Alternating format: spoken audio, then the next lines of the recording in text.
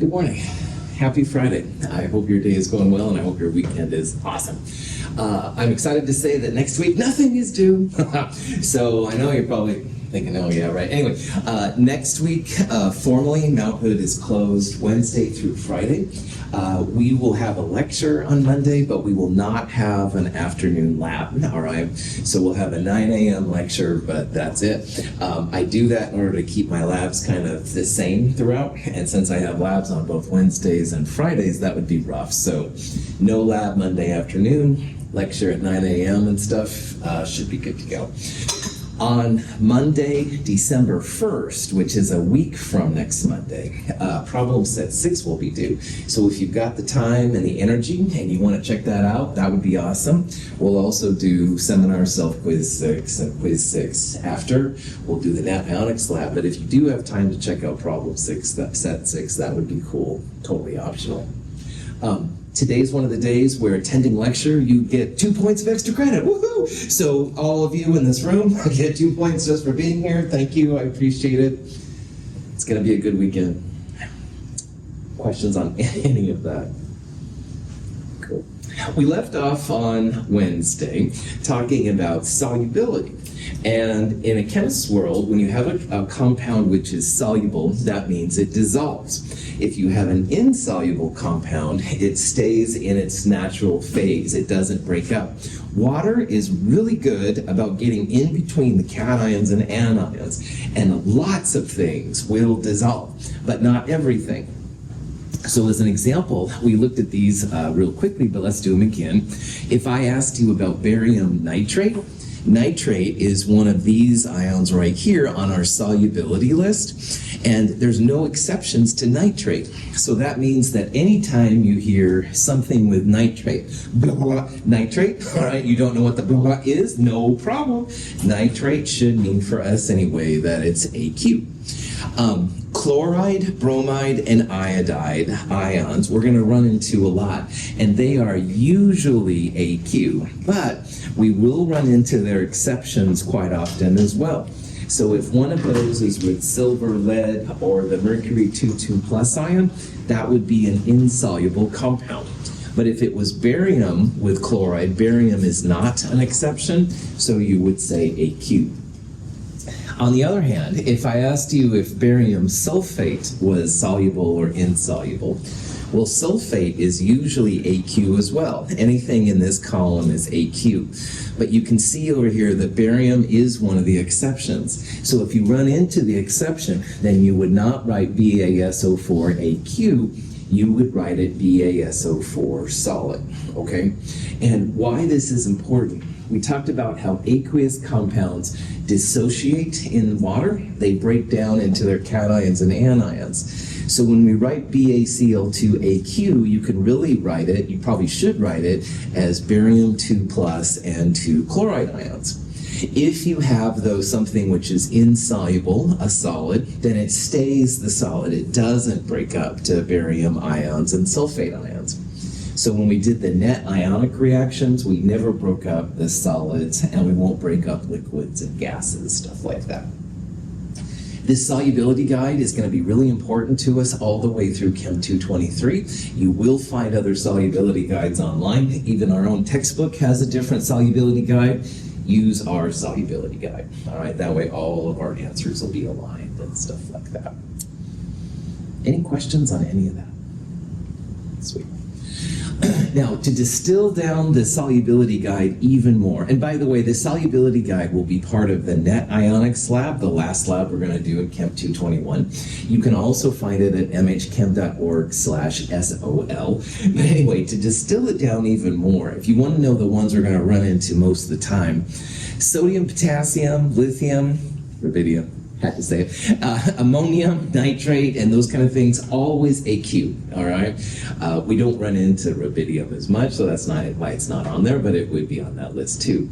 So those are always AQ. There's no exceptions to it, all right? So Jayden brings me some ammonium, blah, all right? The ammonium part itself will be a good indication that it should be water soluble. And then most of the time, sulfate is AQ, but we will run into that barium ion once in a while. Barium sulfate is insoluble. And also, like I said earlier, most of the time, chloride, bromide, and iodide AQ, unless they're with silver, mercury, or the lead 2 plus ions. Okay. In the lower part, these are mostly the anions, the polyatomic anions specifically, and most of the time they will be insoluble. So if you saw like chromate or phosphate or hydroxide, most of the time those aren't soluble. You would write S next to them. But once again, alkali metals, sodium, potassium, lithium, rubidium, those kind of things, and ammonium, those would be enough to break that. Those are the exceptions. There are no exceptions to these, but these would have then those exceptions as well. Questions on that? Sweet. And then, I did. Here's a question. It says, which of the following is the only insoluble salt in water? So in this case, what we want to do is figure out which one of these won't dissolve into the ions. And again, if you know that sodium, potassium, lithium, nitrate, these kind of things, AQ, you can knock this off. So nitrate's right there, that one's going to be soluble. Sodium's right there, soluble. I'll skip here for a second. Potassium, soluble. Lithium, soluble. So all of those are knocked out. Now, iodide and chloride are these three right here. And most of the time, they are AQ. And definitely lithium chloride would be soluble because lithium's one of the ones that's always soluble. But chloride with lead is one of the exceptions. And so if you had lead 2 chloride, that would be an insoluble salt. And that applies not to just chloride, but also bromide and iodide. So in this case, PbI2 would be the insoluble compound. So, any questions on that? Potassium permanganate is an ionic compound. It dissolves readily when mixed with water.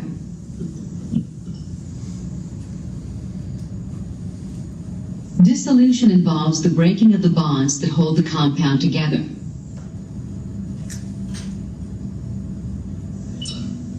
The ions become distributed throughout the water, forming a solution.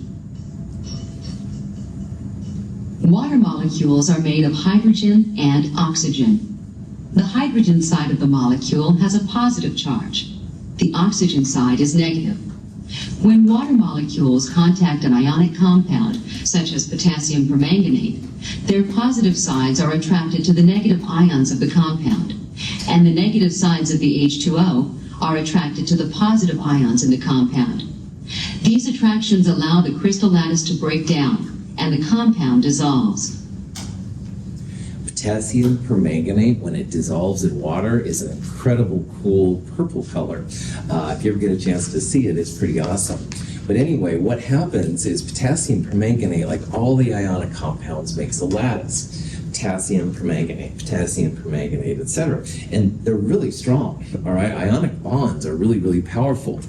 But little water, H2O, when you draw out its Lewis structure and you figure out using Vesper, etc., this is a tetrahedral electron pair geometry, bent molecular geometry. But more importantly, the lone pairs on this side of the oxygen, a lot of electrons there, all right, a lot of electron density. And the other side of the molecule, like the top and the bottom, if you will, that side with the hydrogens, that's going to be slightly positive, doesn't have as much electron density. So how water is able to sneak in between the positives and negatives, the negative part of the water molecule surrounds the potassiums. So in that video there, the oxygen sides were pointing towards the Ks, and it's able to extract the cations then from the KMNO4 lattice. But also the positive side, the middle of the hydrogens, if you will, that's a little bit positive, and it's able to surround the anion, in this case the permanganate ion, and extract it from the lattice. So after a while, you could see the lattice was disappearing. After a while, in this case, it would be totally gone. Potassium ions, very soluble in water, stuff like that. And if you wait even long enough, because they try and get away from each other, you have basically almost great solution concentration. Everything is dissolved really well. Now, stirring is always the best way to make sure it's homogeneous. But that being said, it's amazing how water is so powerful. And In astronomy, when they're looking at exoplanets, they always try and find the Goldilocks zone, all right, which is where the planet relative to whatever sun it's around, it's able to support liquid water, all right? And they feel that liquid water does this kind of stuff, which is just amazing. If you had solid ice or gaseous water, it's a whole different ballgame. But liquid water can get in between, and this is one of the things apparently that makes life really cool. So anyway, woohoo, water's cool. Questions? All right. When we combine solutions of lead nitrate and potassium iodide, a colorful material appears. This is actually a solid called lead-2 iodide.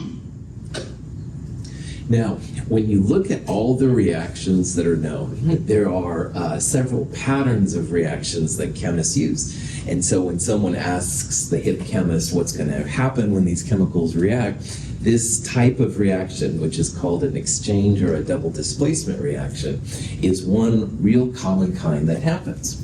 So in one of these reactions, which we're going to study here in pretty good detail, you have like an AX and BY system. And in this system, the A and the B are the cations. The positive parts are always listed first. And X and Y would be the anions, the negative parts. And in a double displacement, it's kind of like a dance. The A and B's will trade places with each other, or the X's and Y's, whichever way you want to think about it. So on the other side then, A and Y are now dancing together, and B and X are now dancing together. So if you hear about an exchange reaction or a double displacement, same name, a different name, but same idea. The cations are trading places with each other, or the anions are trading places, it doesn't matter. And you can predict then what the new products of your reaction are going to be. So in this particular reaction, we've got lead-2 nitrate. And again, anything with nitrate, AQ, all right? We're also then going to add in some potassium iodide. And again, anything with potassium is going to be soluble as well, so you'd write AQ. And they're going to dance in this exchange reaction double displacement. Lead is the positive part of the first compound, and potassium is the positive part of the second compound. So they're going to trade places, all right? And why they trade places, remember, positives and positives repel, and negatives repel. So in this example, you have to have positives dancing with negatives. I hope that's okay with everybody, but anyway, that's the reason for it, all right? It's all electrostatics and stuff, So lead, potassium are going to trade places. Lead is going to start dancing with I, and K is going to start dancing with NO3. Now, in an exchange reaction or a double displacement, all of the charges are preserved. So in this example, this is a lead-2 plus, all right? Like nitrate, if you remember, is -1, and there's 2 of them. So over here on the product side, lead is also going to be +2. Now, iodide is a -1 ion, so that's why there's 2 iodides needed for every 1 lead. And potassium is +1, and nitrate's -1, so they're going to come together in 1-to-1. Hence the strange stoichiometries. Like you've got a big 2 right there and a big 2 right there. Makes everything fit out.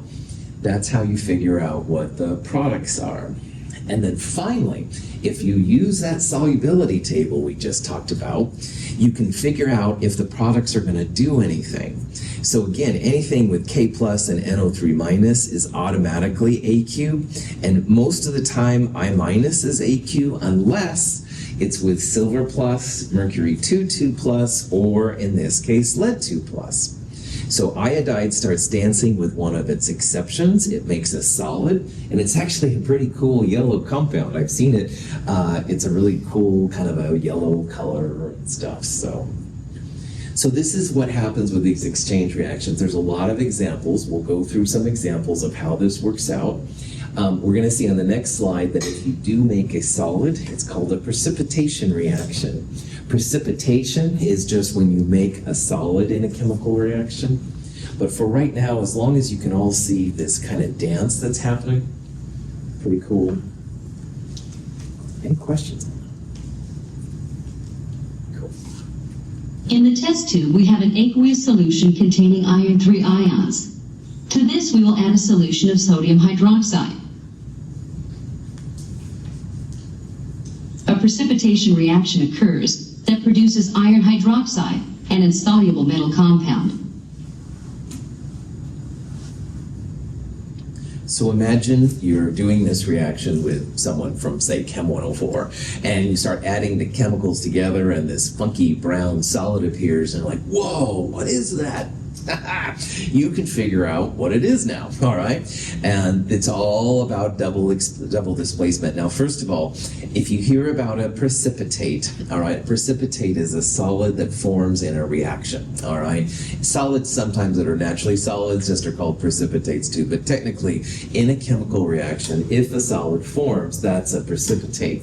So in the last slide, PbI2 was a precipitate. In this slide, FeOH3 is a precipitate.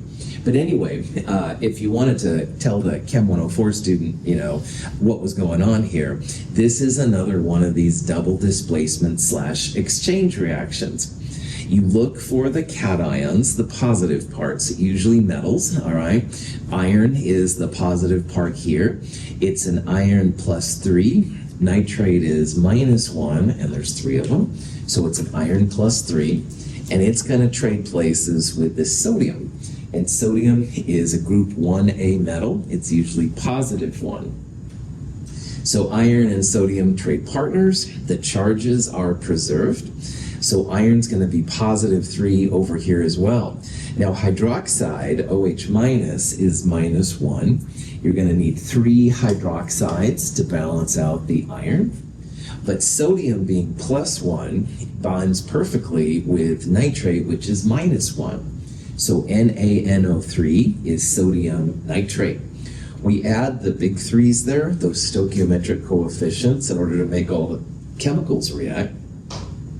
That would be the balanced reaction. Now, solubility-wise, you can go back. Anything with nitrate, AQ. Anything with sodium, AQ. And on the product side, here we have Na and NO3, so there's no chance of that being anything but soluble. However, hydroxides were at the bottom left-hand corner of the solubility guide. And unless your hydroxide is with sodium, potassium, lithium, rubidium, then it's going to be insoluble. All right, most of the hydroxides are quite insoluble in water, and that does include the iron. So this brown solid you're seeing then is iron 3 hydroxide. All right, you can identify what the chemical is just based on your knowledge of solubility, stuff like that. Any questions on that? Okay. Now, if you want to really break it down to the net ionic reaction, anything in an AQ is going to be a spectator ion, which means it doesn't affect how the reaction goes. And so if you look at this reaction long enough, sodium is in an AQ on the product side, and sodium is in an AQ system on the reactant side. Sodium is a spectator ion. It's not really participating in the chemistry. Nitrate is also in AQ pieces on both sides. So both sodium and nitrate ions are spectator ions. They're not participating. So when you kick out the sodiums and the nitrates, you're left with the net ionic reaction, or net ionic equation, same thing. Iron 3 plus AQ plus 3 hydroxides, AQ makes FeOH3 solid. And why that's kind of cool is that if you went to the lab and, oh man, they didn't order me any sodium hydroxide. Darn it. Well, you can substitute a different hydroxide with a different spectator ion. So for example, potassium hydroxide is fairly common. You could have 3 KOH making 3 KNO3s instead. The K wouldn't show up in your net ionic reaction. Still can do the reaction. Any questions on it? Cool. We will start talking about energy more? Brian had some cool questions this morning, and Brian, I didn't give you the best answers. I'm sorry, but energy is a big part of chemistry. And sometimes it's nice to know like why these chemicals react, all right? And my only answer is that if you can make a solid like this one right here, that's what we call a driving force, all right? It's a reason why the reaction happens. Does the iron like the hydroxide more? Possibly. I don't know about that. But making a solid is like a reason for this reaction to occur. That's what chemists think about when there's a reaction. We'll talk more about driving forces in Chem 222, but I'm just kind of introducing it here as something we'll get into later. Questions? Okay.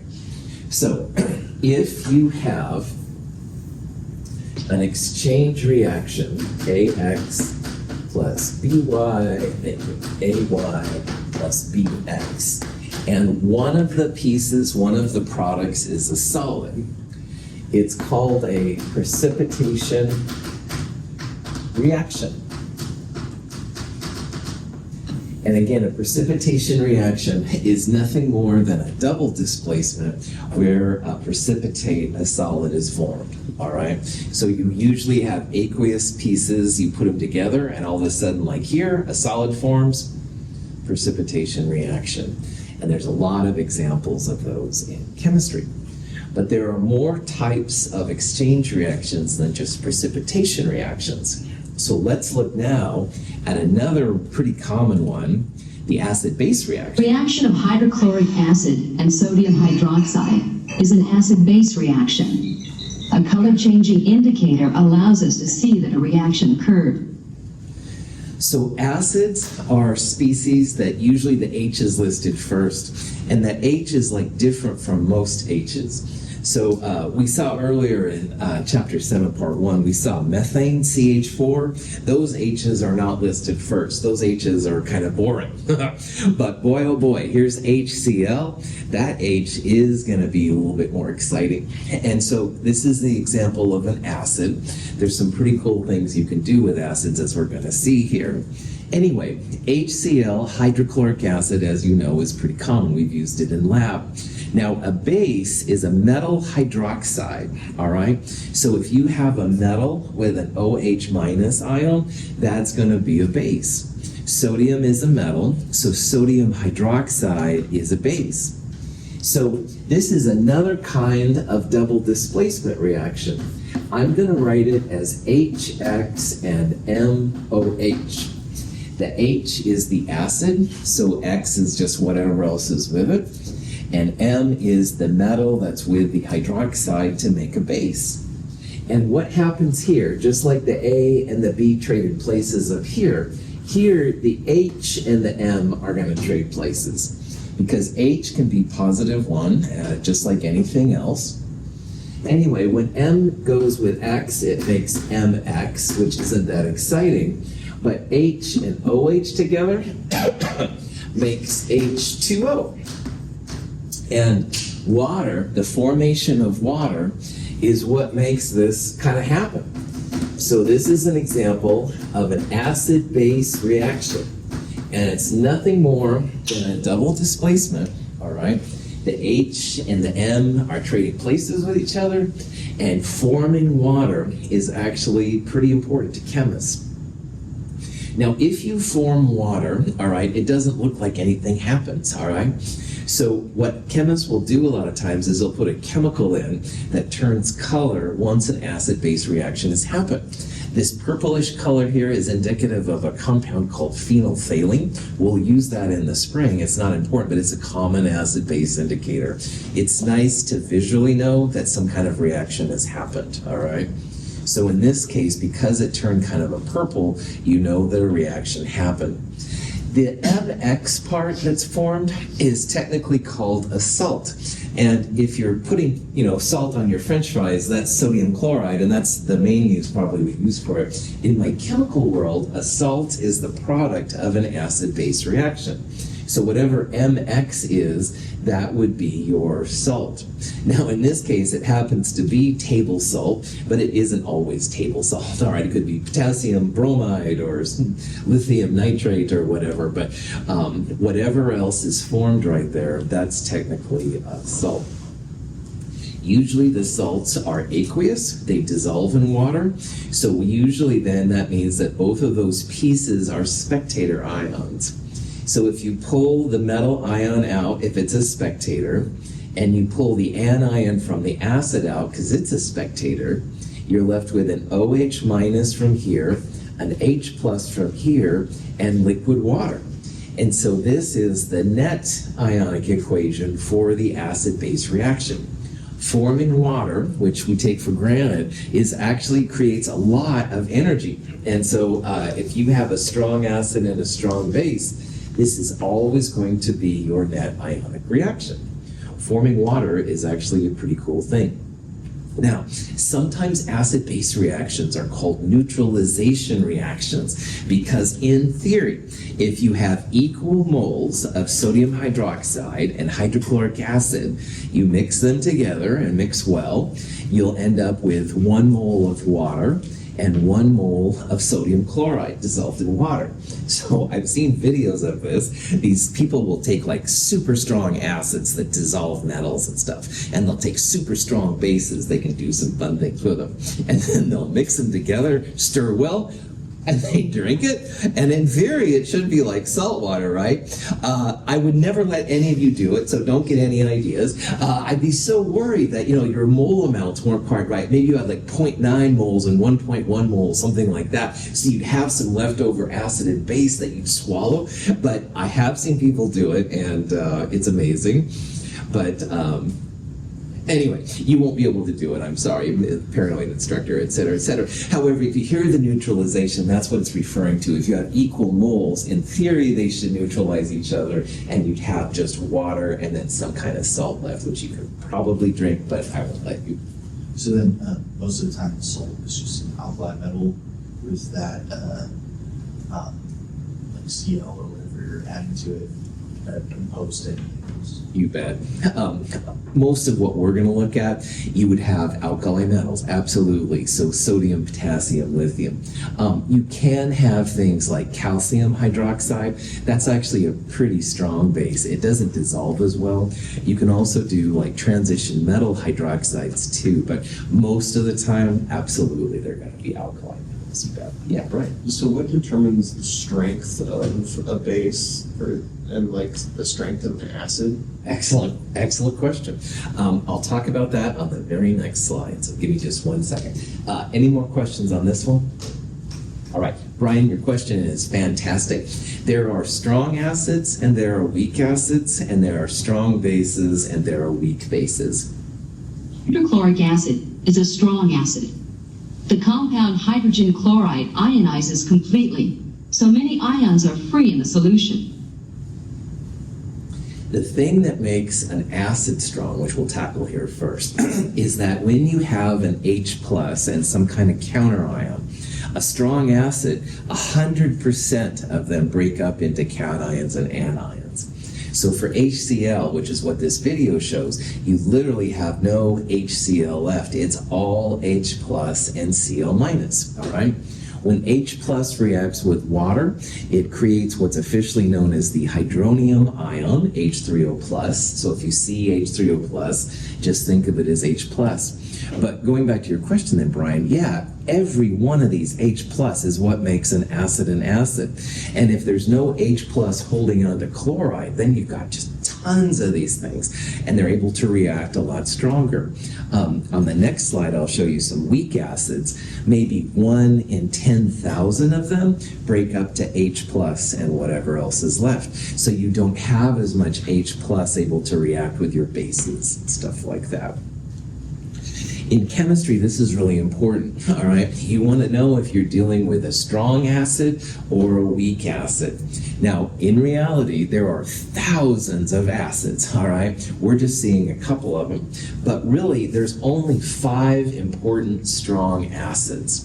And this isn't so important for our class, but it will be important in future classes. If you know these 5 strong acids, you are in really good shape. So HCl is a classic strong acid, hydrochloric acid. And when you place that in water, you don't have any HCl at all. You've got only H plus and chloride, all right? Same thing for nitric acid as an example. You don't have, when you place HNO3 in water, you don't have any HNO3. You have H plus and nitrate. And all those little H pluses are what make acids acids. And again, if you see hydronium, that's just trying to show that the H plus is an activated acid kind of thing. If you look at our fume hoods in 2507, perchloric acid is not allowed in our fume hoods.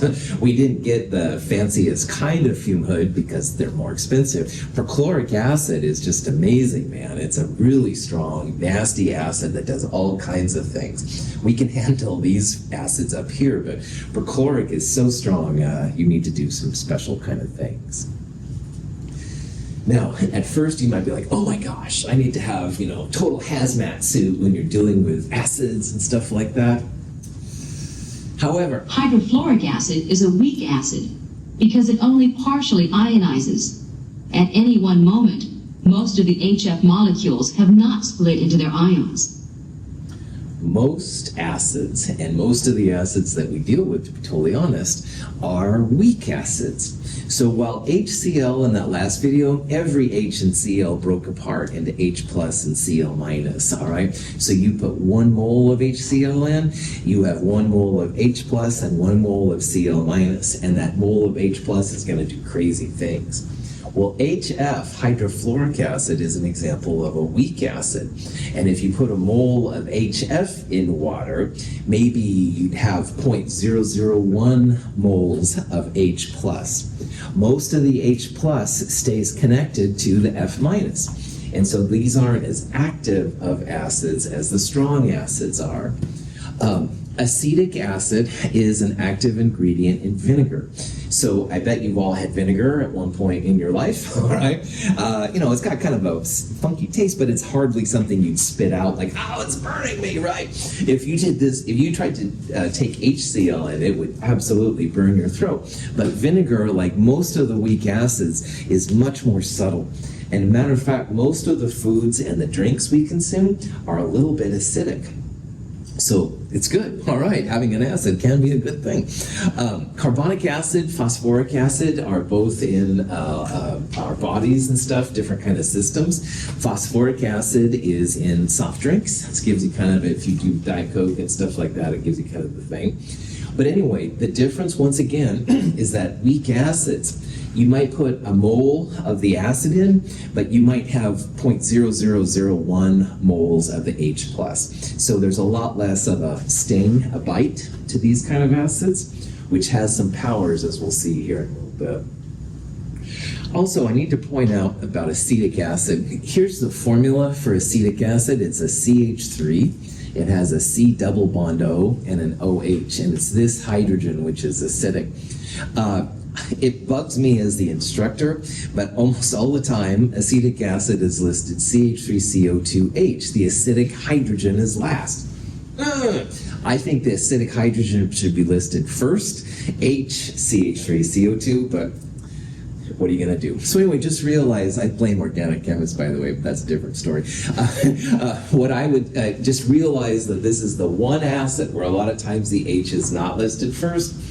I'm just the messenger here. If it was my way, I would put the H first to show it was an acid, which is different than the CH3, but who listens? Anyway, so there's tons of acids. Assume the acid is weak unless you know it's strong, unless it's one of those 5 strong acids, and those will be important to us later on. Any questions on any of that? NaOH, sodium hydroxide, is a strong base because it dissociates completely.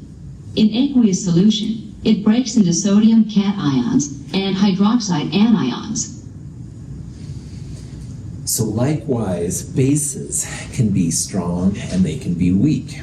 And like acids, the difference is, in this case, how much of the powerhouse of the base do you have? Now, strong bases, if you place them in water, they 100% dissociate into hydroxide and whatever counter ion there are. So in this case, it would be sodium ions and hydroxides. The more hydroxides you have running around, the more powerful the base.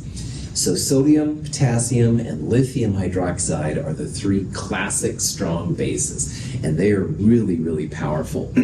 When you put 1 mole of NaOH in water, you end up with 1 mole of sodium ion, which most of the time just sits there, and you 1 mole of the hydroxide, and the hydroxide is what gives the base its power. Now, as humans, we don't consume bases generally, all right? There's a couple of strange examples, like there's this Norwegian fish thing where they put sodium hydroxide pellets in. Oh, anyway, when you taste base things, and I've done it accidentally sometimes, they always taste weird. So our systems are not normally acclimated to basic things. However, household cleaners are almost always involve some kind of a base. So the other day I had a sink that was clogged, put in some good old Drano. Drano is essentially sodium hydroxide, all right? So the sodium hydroxide kind of knocks all this stuff out in there, and if you ever used it, it kind of makes a fizzing noise and stuff like that. Bases are pretty strong. In the lab, we a lot of times get sodium hydroxide as little pellets, and the pellets can be dissolved in water to make your solution, stuff like that. You have to have a hydroxide with a metal to be a base. There are organic compounds that have OH on them, but the organic compounds with OH, it's a different ballgame. It's only the metals with the hydroxides that make them basic. So, any questions? And then like with strong bases, or like with strong acids versus weak acids, these are the 3 strong bases, and we'll see them quite a lot, but there's a ton of weak bases. On the left is H2O, water. On the right is NH3, ammonia. The dots and lines represent electrons. Ammonia acts as a base in water. It removes a hydrogen ion from water to create hydroxide and ammonium ions. In solutions, only a few hydroxide ions are created at any one time. So ammonia is a weak base. The one weird thing about the weak bases is that most of them don't have a hydroxide, like the sodium hydroxides, potassium hydroxides, and you also have like calcium hydroxides, iron 3 hydroxides, etc. All of those have hydroxides, but most of the weak bases, there's no OH minus. So why these are considered bases is because they react with water. And for example of this, ammonia is a classic weak base. Now ammonia is NH3, and that lone pair on the nitrogen is able to pull a hydrogen off of water. So ammonia plus water makes the ammonium cation, NH4+, and in the process you end up making hydroxide. So ammonia creates ammonium, and in the process hydroxide is made. That's why it's a base. And all of these other ones down here do something very similar. They can react with water, they'll pull an H+ off the water, and in the process a hydroxide is created. Ammonia is something that's used also a lot for household cleaners like Windex and Pledge and these kind of things. I don't know what kind of household cleaners you use, but most of them will have some kind of ammonia in them. They'll have other kind of compounds too. Hydrazine has been used as a rocket fuel. It's a really interesting compound, but in organic chemistry, they use hydrazine once in a while in reactions. So again, the difference though here is that if you put 1 mole of ammonia in water, you wouldn't end up with 1 mole of hydroxide. Most of the ammonia just kind of sits there, and maybe 1 in 10,000 molecules will react with water to make the ammonium, and more importantly, the hydroxide. So you don't have the same amount of hydroxide with a weak base as you would with a strong base, and that's what makes them strong versus weak. Any questions? this is kind of a list showing some of the common strong acids and weak acids, common strong bases and weak bases. And if you had nothing else to do with your time, knowing the 5 strong acids and the 3 strong bases will become really important to us, because they'll have a whole different kind of reactivity than all of the weak systems will. But this is mostly for the future more than anything else. Again, if you look at these weak acids, a lot of these things are things we use around the house. So acetic acid is vinegar. You probably need an aspirin after listening to me. No, seriously, whatever you use aspirin for. Citric acid is in fruits, of course, and stuff like that. The weak bases, on the other hand, they're usually the cleaners. All right, so you don't eat or drink those, but you do use them. Helps to clean up the things around your house and stuff like that. So. Electrolytes is a term that describes how much of the molecules dissociate. So the strong acids and strong bases, they dissociate 100%. So as we talked about HCl in water, there's no HCl. It's all H plus and all Cl minus. So it's considered a strong electrolyte. You could actually conduct electricity through it if you wanted to. Same thing with the strong bases. You don't have any lithium hydroxide when you place it in water. You're going to have lithium ions and hydroxide ions at 100%. So you can absolutely conduct electricity through them. That's what makes it a strong electrolyte. These down here, though, it's usually like 1 in every 10,000 molecules, maybe even less, that will break up and make acid H plus on the left or hydroxide on the right. So because they don't break up as much, they won't conduct electricity. That's where the weak part comes from. We'll do more of electrolytes later, but any questions on any of this? Sweet.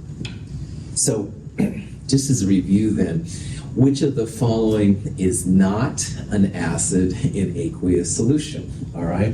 And again, most of the time, the acids, as you know, will have the H listed first.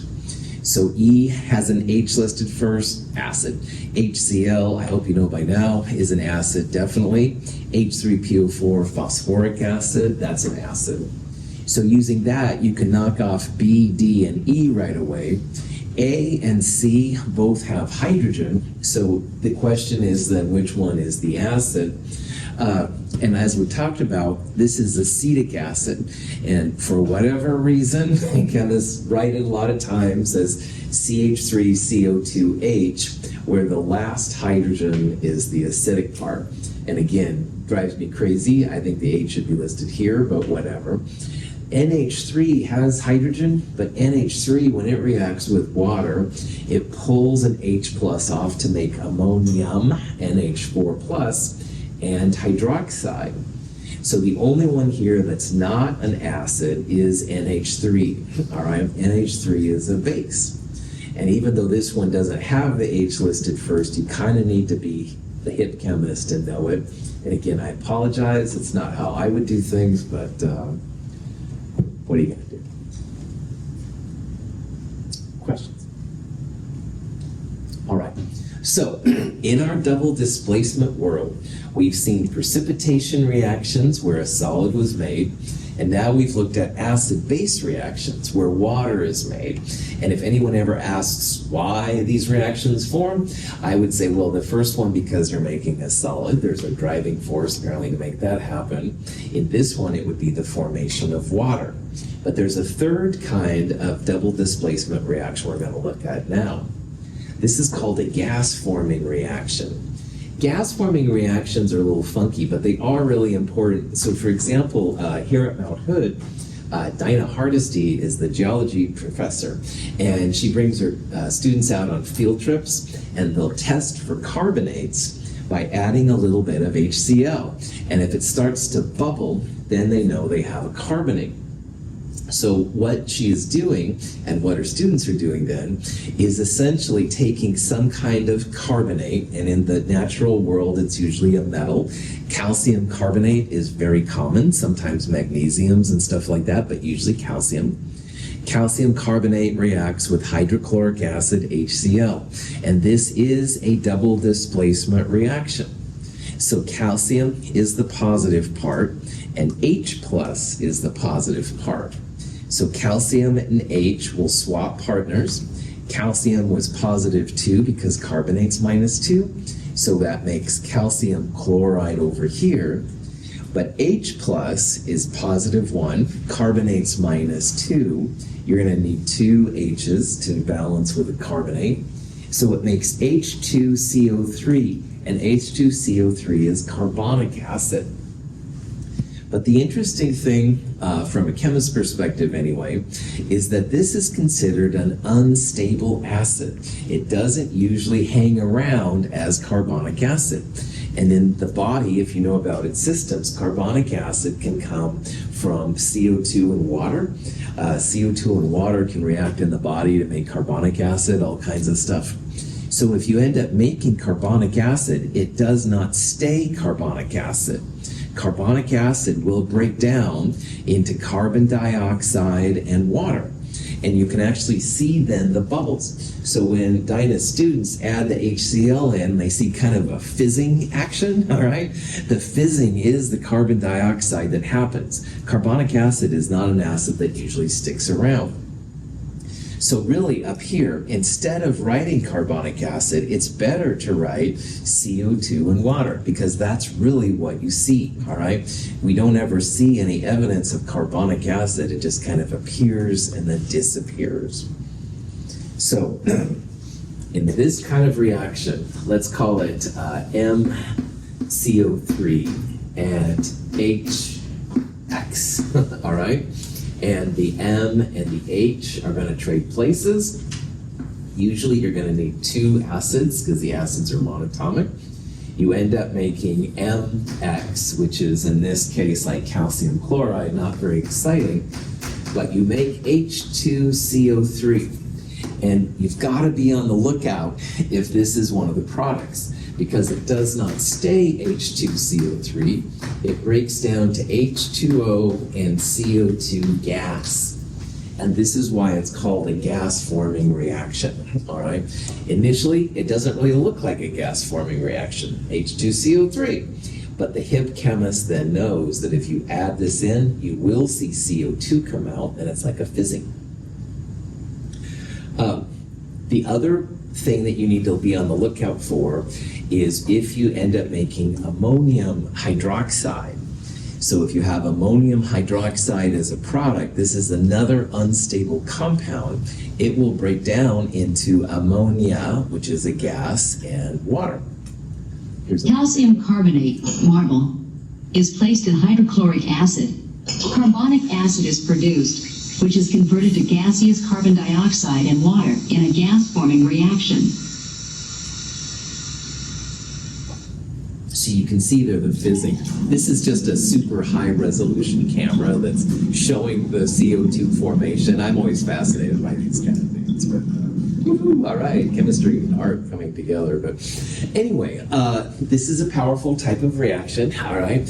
But you, as the scientist, then need to be hip. You need to look for the formation of either of these products. If you see H2CO3 or NH4OH, they will not stay in that form. They will break down. The H2CO3 breaks down to carbon dioxide and water. The ammonium hydroxide breaks down to ammonia plus water. They both make water, but it's the gas that makes it the gas-forming reaction. Any questions on that? The last lab we're going to do in this class is the net ionics reaction lab. And in the net ionics reaction lab, you're going to have a whole series of these kind of double displacement reactions. And you'll mix the chemicals together, see what happens, all right? Sometimes you'll see a solid form, all right? That's a precipitation reaction. If you're very careful, sometimes you'll see bubbles form, which is kind of cool. Those are the gas-forming reactions. For the acid-base reactions, you may not see anything happen at all, but you might feel the reaction getting warm because acids and bases have a lot of energy to them. But honestly, a lot of times you'll mix chemicals together and nothing happens. If there's no solids being made, if water isn't happening, if no gases are forming, the chemicals just sit there and kind of look at you. And this is unfortunately very, very normal for this kind of thing. So it's kind of a fun question mark lab. It's also then going to be a lab about balancing reactions, net ionic equations, using the solubility table and stuff. So hopefully by looking at these three types of examples, you'll be in good shape. So, any questions? All right, on Monday, we will tackle 2 more types of reactions. We'll look at combustion reactions, and we'll also look at the redox reaction a little bit. Thank you for being here. Have a great weekend.